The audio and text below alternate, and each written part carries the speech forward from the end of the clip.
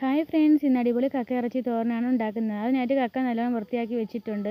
ഇനി ഇതിനാവശ്യമായിട്ടുള്ളത് കുറച്ച് കൊച്ചുള്ളിയും കുറച്ച് വെളുത്തുള്ളിയും എടുത്തിട്ടുണ്ട്.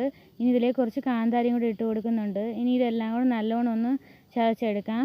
നല്ലോണം ചതച്ചെടുത്തിട്ടുണ്ട്. ഇനി ഇത് കടായിലേക്ക് ഇട്ട് കൊടുക്കുന്നുണ്ട്. ഇനി ആവശ്യത്തിന് കുറച്ച് തേങ്ങ എടുത്തിട്ടുണ്ട്. അതിലേക്ക് 1 ടീസ്പൂൺ മഞ്ഞൾപ്പൊടി, 2 ടീസ്പൂൺ കാശ്മീരി ചില്ലി, 1/2 ടീസ്പൂൺ മല്ലിപ്പൊടി ഇട്ട് കൊടുക്കുന്നുണ്ട്. ഇനി ഇതിലേക്ക് കുറച്ച് കറിവേപ്പിലയും കൂടി ഇട്ട് കൊടുക്കുന്നുണ്ട്. ഇനി ഇതെല്ലാം കൂടെ നല്ലോണം ഒന്ന് ചതച്ചെടുക്കാം.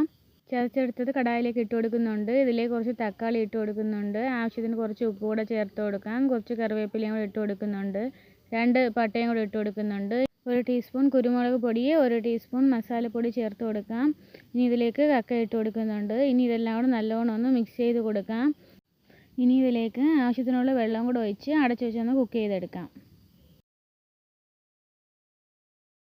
വെന്തിട്ടുണ്ട്. ഇനി ഇതിലേക്ക് കുറച്ച് പച്ച വെളിച്ചെണ്ണ ഒഴിച്ച് കൊടുക്കാം.